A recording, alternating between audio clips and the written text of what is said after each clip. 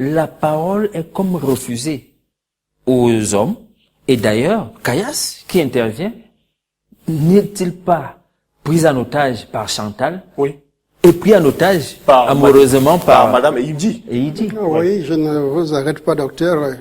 N'oubliez pas que ce travail commence avec une fille, Chantal. Oui. C'est elle qui était à sa naissance délaissée devant la télévision, et ce qui a d'ailleurs créé des problèmes entre sa maman, Machina, et Loïc, son père.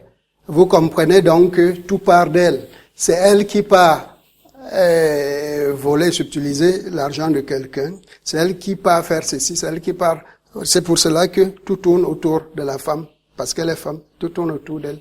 Le constat, le nôtre, c'est le même qui est le vôtre, de ce que la gente féminine, n'est-ce pas, a une part considérable dans votre fiction. Ce n'est pas un péché, ne vous en faites pas.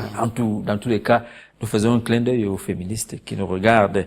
Alors, si l'on poursuit, fêtant maintenant le volet tradition et personnalité de votre attitude de créateur, on pourrait bien se demander, est-ce que entre le théâtre lyrique, dans lequel vous puisez un peu, le théâtre populaire, où vous êtes aussi plongé, le théâtre des sociétés, le théâtre même de l'absurde, on voudrait bien savoir quelles sont les influences qui ont été les vôtres pour écrire une pièce de théâtre comme celle-ci. Et moi, j'ajouterais, dans quel style est-ce que vous vous spécifiez?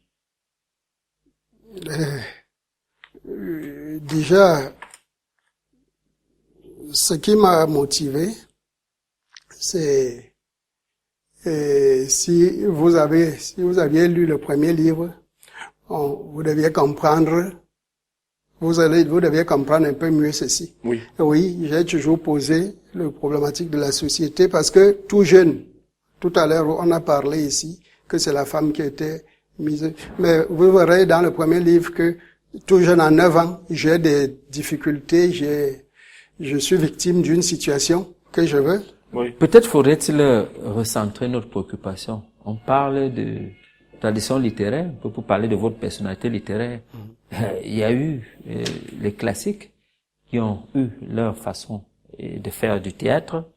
C'est vrai qu'il y a eu d'autres courants de pensée littéraire. C'est un peu dans ce sens-là que la préoccupation se posait. Voilà. Mais c'est pas bien grave. On sait que le théâtre, c'est un trait distinctif qui le caractérise. Encore qu'il faut apprendre à innover.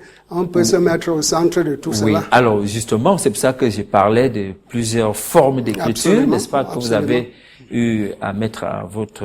à initier. Ouais, donc, bon, mais enfin, c'est pas bien grave. Nous savons que parmi les traits distinctifs du théâtre, de théâtralité, l'action et la représentation, nous avons l'impression, finalement, la même commission, les didascalies, ce message